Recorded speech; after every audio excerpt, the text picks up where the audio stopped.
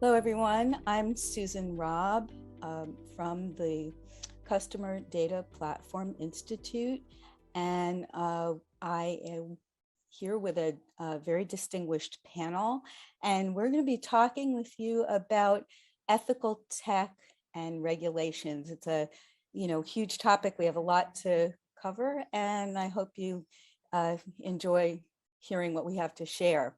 My panelists are Gonda Lamberink, who's Vice President of Critical Manufacturing Security Solutions at Fortress Information Security. Lisa Allen, who's Head of Consultancy for Data Programs at the Open Data Institute. Rebecca Parsons, Chief Technology Officer of Thoughtworks. And Dr. Reginald Brothers, CEO of BigBear.ai, and former Undersecretary for Science and Technology at the U.S. Department of Homeland Security. So I wanted to start with everyone talking about what are data ethics for starters, and what do you view, each of you, as the key issues? So Lisa, would you like to kick us off? Yeah, no problem at all. Yeah, so what's data ethics? So I think, you've got the definition that data ethics, is a branch of ethics that evaluates data practices with the potential that they can adversely impact on people and society in either, their collection, sharing and use. I think it's interesting with the data ethics, that definition, because actually it's different from data protection, that sometimes it gets confused. So it's more about the social norms, isn't it? And what's expected for society. So what's the biggest thing that impacts on that? I think agreement of that grey area. I mean, I think sometimes with data ethics, you can put your finger on the bits that feel creepy, but there's always a bit that some people feels okay compared to others. So I think that's one of the biggest challenges. Okay. Gonda, you want to add to that? Thank you. Yeah, I think in my current role, data ethics, I consider that currently in a B2B context as part of what information gets shared between companies or organizations, and what is appropriate information sharing while respecting, of course, privacy of individuals, also proprietary data, and still share sufficient information such as required for risk management. And there's a lot of ethics involved with that, or in order, for example, for national security to protect nation states, we need appropriate sharing to properly protect critical infrastructure and infrastructure in general. Okay, Rebecca. Yeah. Well, to add on in particular to what Lisa was pointing out, people respond to questions about what is appropriate data sharing quite differently. I had a marketing person once tell me, no one cares about being tracked as long as the recommendations are worthwhile.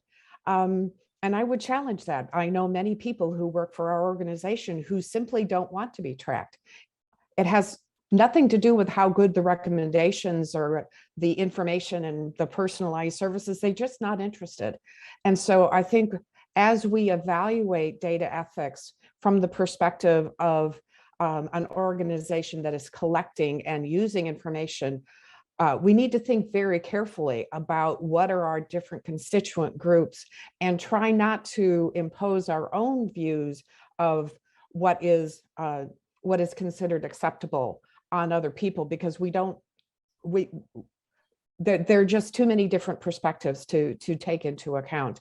And very often these are kind of black and white decisions that are getting made, and there's a lot of gray in the discussion of what really is appropriate, how much data should be shared, and what can I, as the person who owns the data, what can I expect from an organization in terms of their stewardship? Yeah. And Reggie, I'm interested in your take on this. In part, you've been on government side of things and on the corporate side of things. So that question, but also another thing about, who is in charge at a company or organization, and, how does this all line up? I think it's different in different places, no? That's a good point, Susan. I think the in terms of data ethics itself, there's been a lot of talk. Rebecca, Lisa talked about data sharing issues, and I think that's an important thing in government and the commercial world.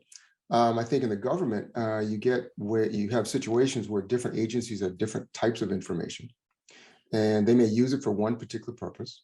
However, it can be useful for another agency for their purpose. And we get into questions of, should this sharing be allowed? What potential harm can it be to privacy? These kinds of things. So those are issues that the government deals with, which is the reason why there's been a number of efforts recently to try to define what ethics is around data handling, around artificial intelligence, which is what I'm working on right now, for example. And I think when you get to artificial intelligence, specifically around data, one of the biggest issues you get into in terms of ethics is bias. And we can talk about that later, what some of the challenges that imposes and how actually some of the AI algorithms can amplify that bias. That's another issue.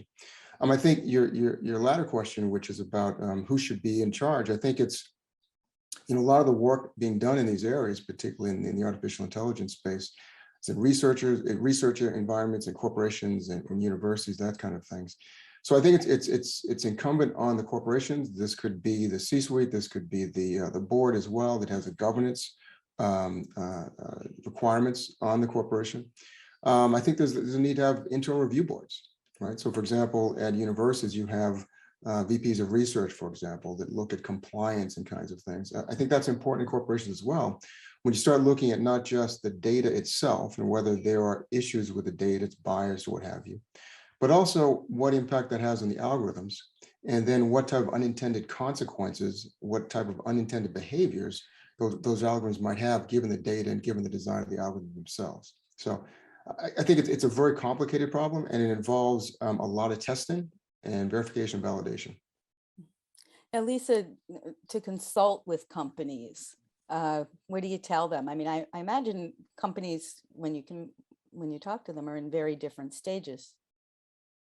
Yeah, definitely. So it really depends on where they are. So we go through a data ethics canvas with them, which points out some of those things that Reggie were pointing out, trying to minimize the negative impacts of what they're doing and trying to help them through. So there's a free tool that they can use to really start working through, but that's on a project basis. So a little bit like a data protection impact assessment where they can apply it to their project. But at the same time, if you're looking at the organization, we also can work with them and there's a data ethics maturity model. So they're looking at, the skills and experience of staff, their governance, their sustainability. So more of that macro level for that organization to look across. So it really depends on the maturity of that organization and where they're starting from, but what we can, tell them and help them with, but consider it all round.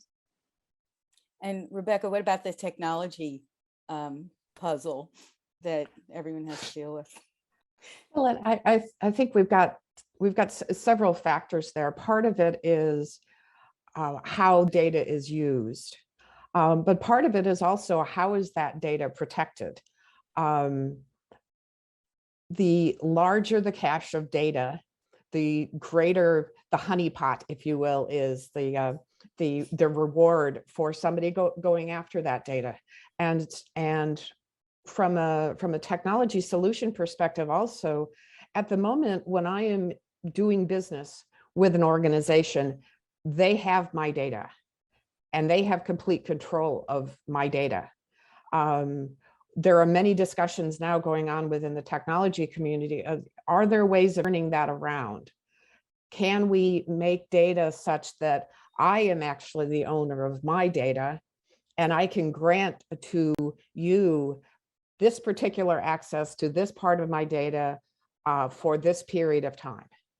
And so then the control over who gets to see my data and who gets to use my data rest with me and not with the other organization. Technologically, we're a long way away from being able to really do that, but at least the conversations are starting to happen that in fact, my data is an asset and it should be mine. Whereas at the moment, organizations, okay, all of the data I have, this is my asset and I am allowed to monetize it in whatever way I see fit.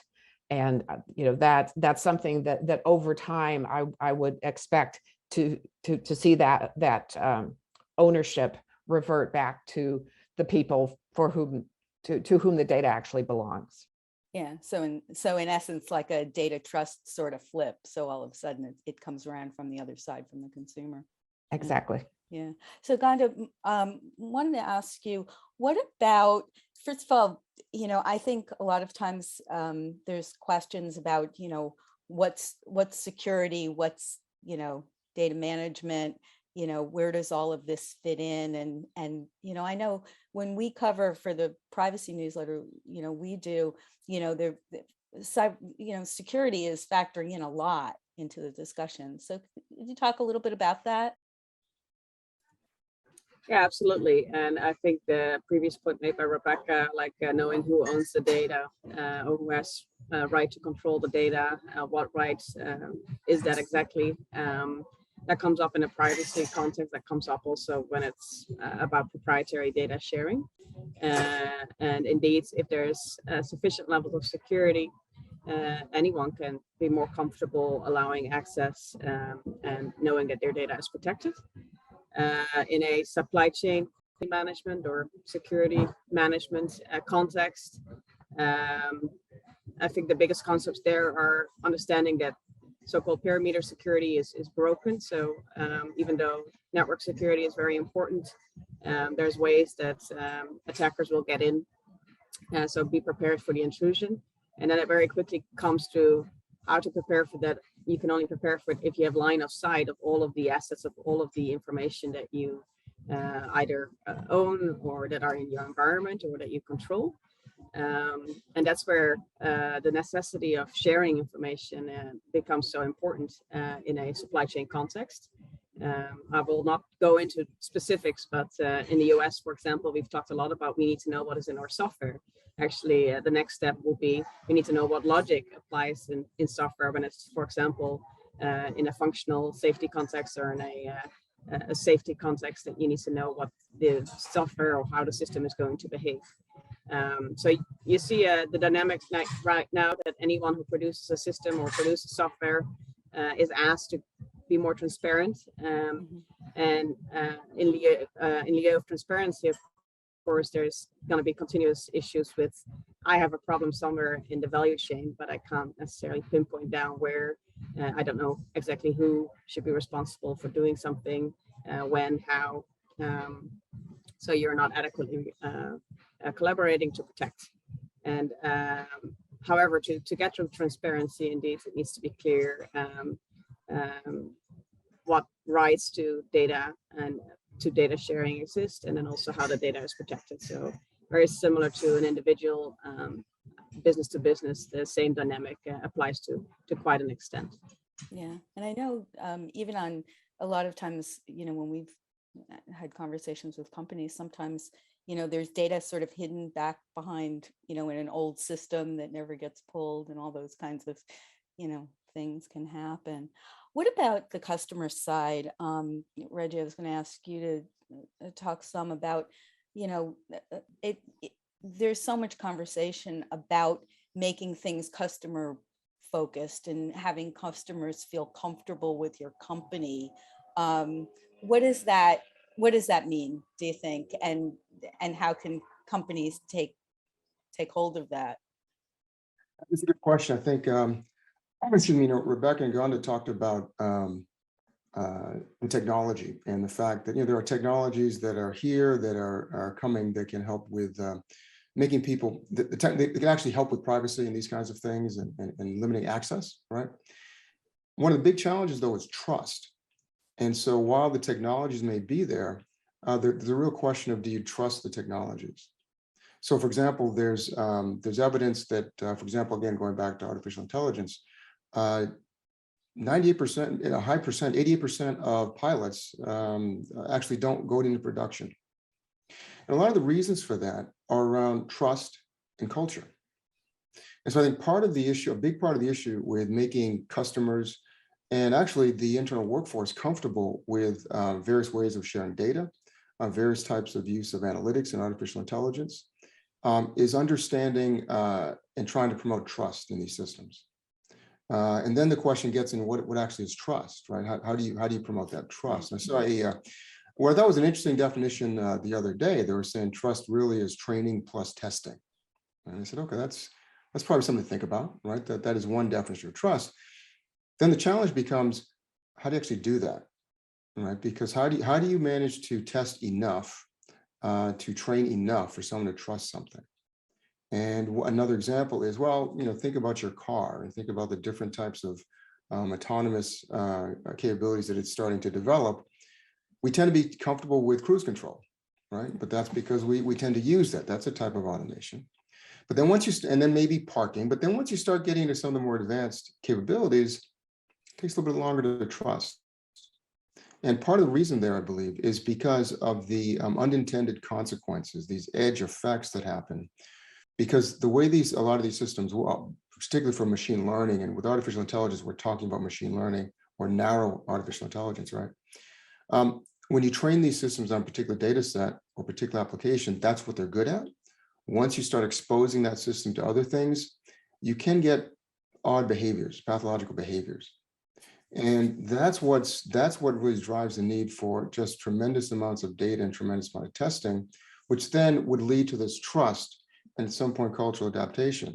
But I think until we get to, particularly for higher levels of automation, for higher levels of autonomy, and using these kinds of systems to make decisions and assist in judgment, it's going to be very difficult for customers and the workforce to accept these tools out of the box, so to speak.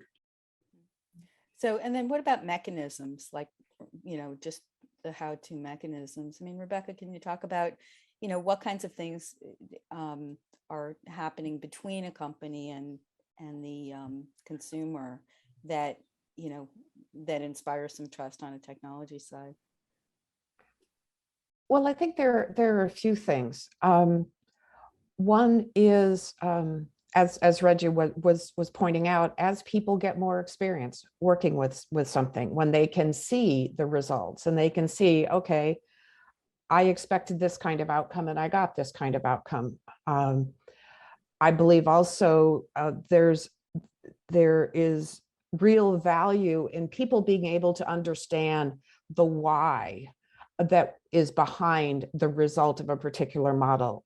There's a lot of work being done on explainable AI, where you not only get, here's the answer that the model is giving you, but here's an explanation of why the model is saying what it is saying.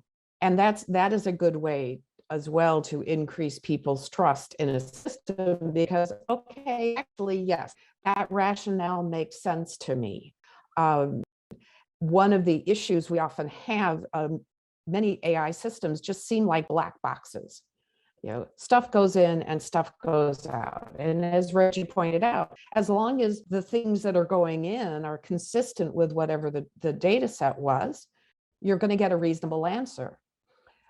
But the models are not necessarily designed to say, hey, I'm sorry, I don't know the answer to that question. These things very often don't come out with a confidence estimate. You just get an answer, and without really knowing what the data that was used to create the model in the first place, environment it's been operating in, as a consumer, I can't really assess that. And so I think it really does come back to how much information can we give the consumer about the rationale for the decision that is being made, so that they can use their own judgment on whether or not they think this is a sensible response. Certain kinds of algorithms are more amendable to explainable AI than others, and that's one of the dilemmas people have as they are choosing a particular algorithm. So, Gonda, I wondered too with this is, what about, one of the things that there's in here about trust is, if a company has issues, every company, it seems, faces breaches and different things at some time. And, that relates to trust in that relationship a lot, I would think, too. So do you have thoughts on that you can share? Yeah, I fully agree with my fellow panelists that without trust, you can't expect many interaction or transactions to happen without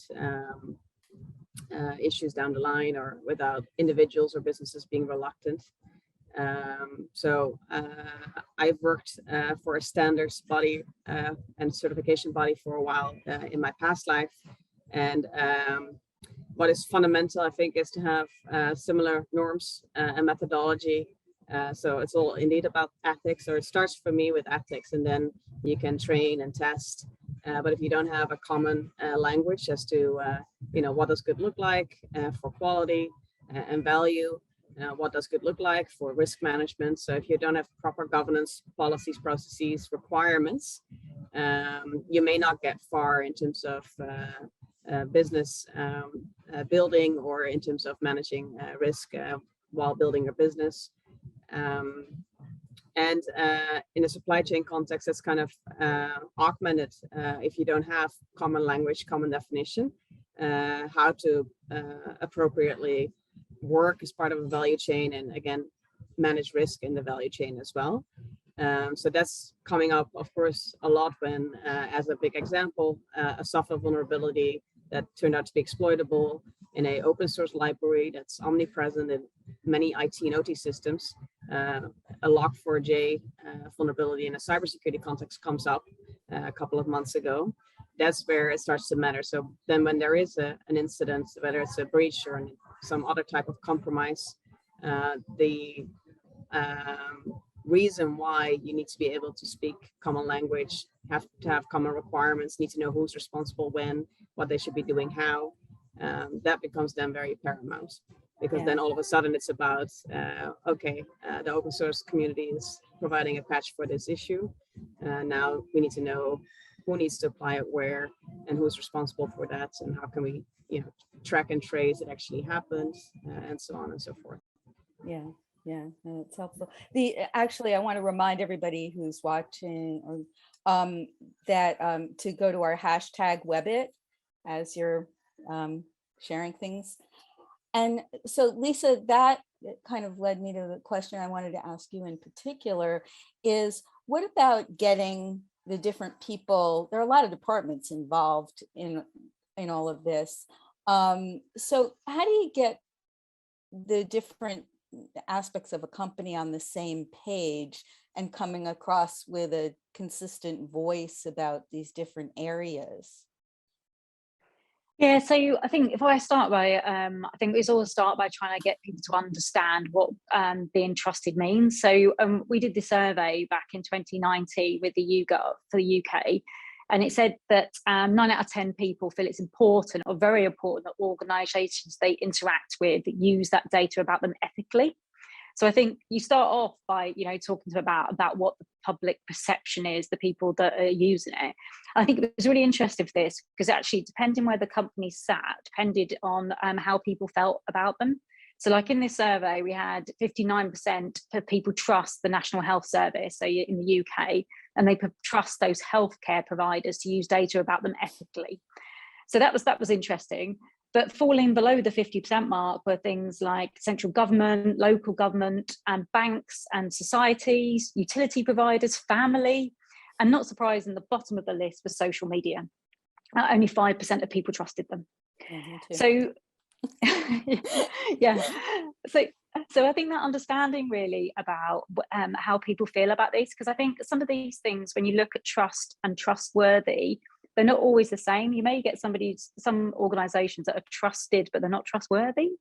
So it's looking at the practice, and I think it can be quite emotive. So what is it you need to put in place then to get everybody on the same page? And I think one of the things that come in here, especially when we're thinking about bias and really trying to tackle some of the unintended consequences, is about those diverse teams and making sure you're getting those different perspectives. And then it's also about transparency. So that openness. If you're going to get people to trust you, then you'll need to be open about what you're doing and the results. So, and sometimes that's going to feel really uncomfortable. So I think when you're trying to get organizations on the same page, I think it's about giving them the view of how they may be viewed. but also about their practices, and just asking them those questions about being open about it.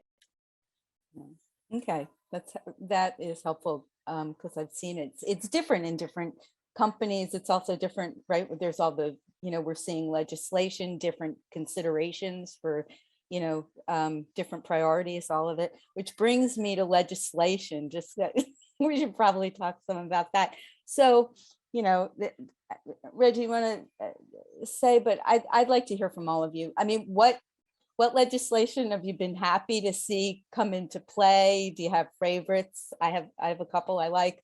And what kinds of things would you really like to start seeing? I mean, there's stuff happening all over the world. It boggles the mind, really. So Reggie? What I like seeing is legislation calling for, as Lisa said, defining ethics, defining trustworthiness, these kinds of things. I think that's really important.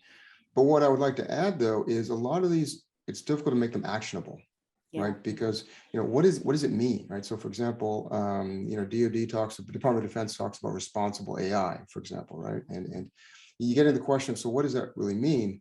And how do you test for these kinds of things? So I'm kind of going back to the same theme here. It's things have to be actionable and testable.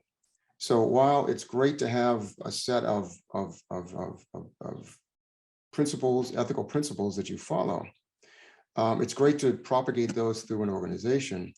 The challenge I see, though, is how do you verify and validate that your software, your data is actually following those kinds of principles when it's so hard to define, even at a human level, what do those kinds of things mean, right? So, for example, you look at DoD ethics, right? It's responsible, equitable, traceable, reliable, and governable, right? Okay, so if you start parsing those, how do you actually test for equitable? Traceable? Sure. I mean, I can't remember who someone mentioned, I think Rebecca mentioned explainable AI. That's very difficult, but traceable, people can do traceability, right? You can start understanding at the output of one of these black boxes, as Rebecca mentioned, how that outcome, how that classification came to be based on what it used as an input. So there is traceability, and that's helpful. So I think you can start decomposing or parsing these high-level principles into testable, actionable quantities. And that's what I'm looking for, is more of that, because otherwise it's great to have these, and I think it's a start, but it's a necessary but not sufficient condition, I think, to make sure these systems actually are ethical or responsible in some way. Okay, Rebecca, what would you like, or what do you like with legislation? Well, I think I think some of the rights that are conferred by GDPR begin to address this. This really is my data. And I would like to see those things advanced further, where I have more control over my data, and how organizations use it, and what I can expect in return for making my data available to people. Because I do think still we've got a very asymmetric relationship between, the use and the monetization and the value that an organization can extract from my data, and what I can extract from my data. So I'd like to see some advances there. I also think that we need to get more conversations going around who should be making the decisions about what constitutes good. Should it be the organizations? Should that be a civil society kind of question? When you think about automated vehicles, as Reggie mentioned earlier, I read about a particular study that an automobile manufacturer had done, and they asked people two questions. And the first was, do you think a self-driving car should prioritize the life of the driver or the life of the pedestrian? And people very nicely said, well, of course, it should prioritize the life of the pedestrian. But then they asked a second question: would you buy a car that prioritized the life of the pedestrian or the life of the driver, and everybody wanted to buy cars that prioritized their life, even though they thought it was right to prioritize the. And so to me, that demonstrates we need to have conversations as civil society on what do we think the proper boundaries are around the use of data, the decisions that these AI systems should or shouldn't be taking. I don't think that should be left in the hands of technologists.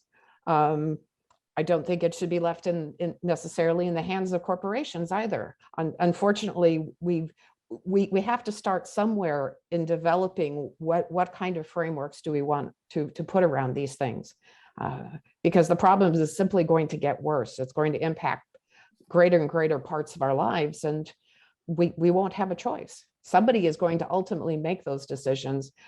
We should be having the conversation about where is the right nexus of decision making around those questions. Gonda? Yeah, those studies, what would you do or prioritize with an autonomous vehicle going rogue? I think it goes back to some of the other discussion that we had on bias, and it may depend. I mean, we like to fall back on same norms as much as possible, also in a global context, but to that question, there were also very different regional answers, like would you prioritize an older versus a younger person? Regionally, not everyone values the same, so the norms are slightly different. To your earlier question, Susan, how about regulation? In my view, and again, maybe not completely unbiased myself, having worked on voluntary consensus-based standards or for a body that does that work for a long time, I think legislation or regulation should incentivize, and then to Reggie's point, it should be actionable. So legislation can particularly have an important function and role in enforcement. As to what does good look like, or what does trust mean, or what is a trustworthy supplier, for example, very often industry is in a good position to define that and collaboratively define that. What I see in supply chain collaboration, if it comes from one side, like the consumer of systems and software, and you don't get the buy-in from the producer of the software or the system, the collaboration in terms of information sharing and ultimately indeed extracting a lot of value out of the supply chain may not be optimized. So get collaborative understanding as to what does good look like, what are the requirements, and then help with legislation in terms of enforcing the standards in contract language, in business to business or in commercial settings, or in individual contracts between B2C parties. The more specific and the more defined contract language, for example, is can help to a great extent as well. Going back to my earlier point, what if there is a cyber incident like an omnipresent Log4j library that sits in everything? You know, having the contract language as to who should be doing what to fix it, tracking and tracing all of it, also for liability and insurance claims, that becomes very important. Yeah, every industry is really different. Lisa, can you talk to that some? You know, I mean, obviously, you know, you have fintech, you have health. You know, I've looked at things with children, which I know Open Data Institute has done research on a lot of these different areas. What happens industry by industry, and or how are ways to think about this? Yeah, it's different, isn't it, from different industries? I was just reflecting there about, you know, like GDPR has been a level and put in quite a lot of balance in helping to make a more level playing field and the understanding of, you know, privacy across different industries. But actually, there's always going to be some industries that are pushing it, isn't it? And I agree with Rebecca that when you're thinking about the balance of power at the moment, it's really in the tech companies' hands and not so much in the individuals when you get to using that data. So, and I think at the moment it's crowded more in or cloaked in that it's there to help you. So this analytics that are going on is there to help you. You know, some of these location data is tracking you all the time, even though you wouldn't expect it. You know, it's not like Strava where you would expect it. Some of these other ones are tracking you all the time because then it helps you. Well, I think there's got to be a lot more education in thinking about that. You know, if you're not paying for a product, then you are the product, and changing of business models. Because until we get some of these business models changed, then I think people are almost at this digital resignation. So they want to use the service. So they're using it because they want to, you know, interact with their kids' club and things. But that the price they're paying is their data, and there's not that understanding of that. So I think across different industries, it really depends on the flavour. So I do think like GDPR was a good level on some of those things, but I think we fundamentally need to look at some of the business models. And I also think we need much more public education about what it means to use these free services, because they're not free. Yeah, I agree. And you know, I mean, when you were talking, I was thinking there are things that people don't even, or a lot of people just don't even realize are happily tracking them. Billboards, for example, or tracking them, and you know, locate the, you know, as a fun location data thing if you're a company, not so fun if you're a consumer, and you know, finding out that you're getting ads for things when you just have no idea what kicked it off. That thing. But also another thing you said related to, I was thinking about, you know, kids, and for example, in sports data, there are things that we just think are part of our life. We're so focused on, you know, our kids and sports and the activities that you don't realize that data is just being sucked up in all kinds of ways. So, so what do you think, just in terms of a tenor, I mean, Lisa, if you want to talk to some of this first, but what happens, where are we headed? Like, you know, is the balance tipping toward the consumer? Is it, you know, are companies feeling like they are more afraid of lawsuits, for example? There's a lot going on out there. I think it's going to take time, isn't it? I mean, I think it's interesting, I think, the children angle of things, because the parents will often consent to things. I mean, I saw something really scary in the press the other week about knowing where your child was all the time and giving the consent to these apps to track them, and even be able to turn their microphones on to hear what they're doing, which absolutely makes me shiver. But you're allowed to do that. So because they've consented. So I would hope, like with what Rebecca was saying, you know, with the Web 3.0, we're looking at much more trying to look at that ownership of that data going into the individual's hands rather than these big tech. So I think there is going to be a change, but I think it's slow at the moment. I do think that there's more of a movement now where people are acknowledging this, but I think we need more education. I'd like to see it on schools curriculum. You know, I'd like it be really up there so people understand what the use of their data is being used for, and then we can change it so it's something that actually is ethical and comfortable, and that actually it's for the public good, but not just for monetization by others when they're unaware. Okay, I have a question for all of you. What about, you know, a lot of people are listening out there and probably have a lot of feelings. What do you tell people when, you know, when they're either resigned and figure there's nothing else to be done, or, you know, how can people individually sort of impact some of this? Reggie? I mean, I think there are things to do, right? For example, there are a number of different privacy settings you can put on your phone if you actually look into it. And so I think there, I think there are things people can do to make to keep their data more secure. But it does take an active person to do it, right? I think the resignation is a problem. But if you look at Google or Apple, for example, there are settings you can take in those operating systems that enable you to have better control of your data, right? I don't know how many people actually use those, but I think it's important to use them as much as you possibly can. Just like it is important to use all multi-factor authentication as much as possible to prevent piracy of your data. So there's a number of things you can do to be more active in the protection of your data. It just requires, it requires that initiative. And you're mentioning people that might feel like there's nothing they can do. I'd say, yeah, there is something you can do.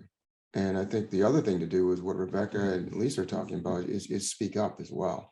Because your question to Lisa was, where are we headed? I think there's a lot more awareness of the dangers of some of these things, whether it's the data itself or adversarial AI or things like that, things that can attack the AI system itself. So there's more awareness of that. It just requires more of a push for companies to do something about it, and do something about it, as we said earlier, in a measurable way. Yeah. Gonda, what about, where people are seeing breaches, they're seeing different things, like, is there just fatigue, or just that inevitability? It's like, yes, I'm seeing it from this company, I'm seeing it from that company. What helps, offset that in a collaborative way between business, industry, organizations, and the individuals? Yeah, I mean, I think there is fatigue, and with the level of connectivity and the amount of data that is exponentially growing, there's definitely effort required to protect data, sensitive data in general, privacy data, to protect systems from a security perspective. And the fatigue is real for individuals, small, medium-sized businesses to meet requirements, or to pay attention, indeed, in contract language, indeed, in the requirements that are coming their way from their customers to meet if you're a small or medium-sized business. And ultimately, I think specificity helps, even though it may not be perceived as such if it's about the fine print. But maybe as an example, in the UK market, when it comes to security of products, including at some point the data that is sensitive, that is stored or transmitted through these products, there is like in the collaboration in terms of the intersection of law, standards, and in the end what happens between individuals and manufacturers or businesses. There's the product security law that's being pushed as part of the product security and telecom infrastructure bill in the UK. So, sometimes the small entity or the small individual can be alleviated a little bit if the responsibility is slightly reallocated. In this case, security of devices, the responsibility is allocated to the manufacturers to do the right thing, and for retailers to make sure that only secure devices, like base level secure devices, enter the market to begin with. So I think it's you can never stop paying attention, no matter how small you are.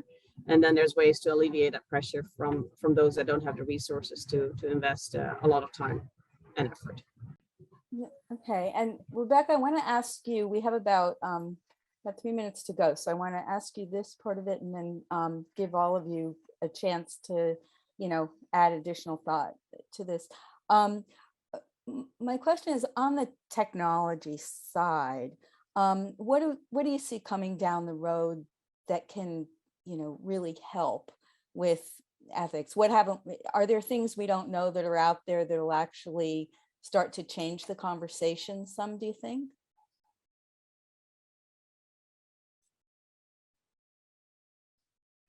We're certainly looking at different ways of securing systems. Gonda mentioned early on, we can't count on perimeter security anymore. So there's lots of architectural things going on.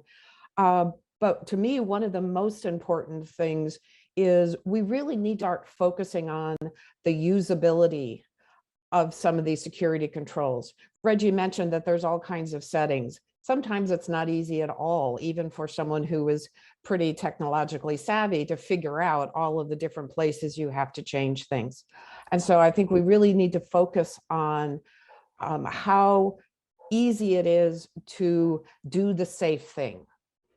How easy it is to get something set up so that you've got the multi-factor authorization. How easy it is to find the settings that allow you to control the cookies, all of those kinds of things. Usability is improving. But even though we have a generation now that is very used to using devices, that doesn't necessarily mean they're technologically literate. And as technology becomes more and more important in our society, I think the need for technology literacy is becoming critical.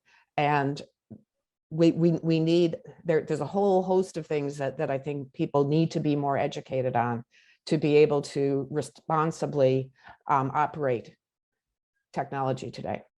Okay. And Lisa, where can people go to learn more about, I mean, if each of you have thoughts on this, where can people go to learn more about, we've talked about a lot of different aspects of this, So do you want to kick it off?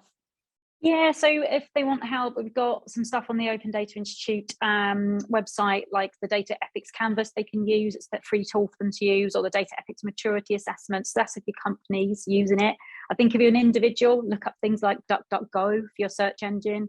Look up the services where actually they are transparent about monitoring your tracking and websites, and they pay you for it. So I think it's just, making yourself aware of some of these things. There's a couple of things I'd point to. Mm-hmm. Reggie? I think just for some good papers on this discussion we're having, I'd go to Georgetown Center for Security and Emerging Technology. All right, there's some good papers on that. They focus on AI and ethics and policy, things like that. I think also from a perspective of understanding how the federal government's thinking about this, I would look at the National Commission on Artificial Intelligence report that came out last March of 2021. That was chaired by Eric Schmidt and Bob Work, who was a former Deputy Secretary of Defense, a very well-written report. Okay. Rebecca? I would also look at places like EFF, the Electronic Freedom Foundation. Fight for the Future is another organization that is very active in things like the use and misuse of facial recognition. They have lots of resources on things like that as well. And Gonda? In supply chain or value chain collaboration and understanding what this could look like, what is a trustworthy supplier, what is a good product or system, and what are responsibilities to pay attention to. Also, if you're small, I would probably start with the Cyber and Infrastructure Security Agency under Department of Homeland Security in the US. They have a lot of good guidance. And in European countries, probably the best place to look at this across different industries, verticals for critical infrastructure at large is primarily the national security centers. That's where a lot of cross-industry thinking comes together, like in the US with CISA under DHS. Okay, and we this was not a setup, but at the CDP Institute, we publish a privacy newsletter, but there are tons and tons. We source from all kinds of places. People should know about the IAPP, which publishes tons of information about, that's about privacy in all aspects, legal and otherwise. But really, there's a lot industry specific and the rest. So I would truly, encourage people to look around. It's not hard to find. It's just takes some work to do it. But I wanted to thank everybody. This is great discussion. And again, I want to encourage everybody for the conference to visit the hashtag WebIT, and thank everyone for joining us today.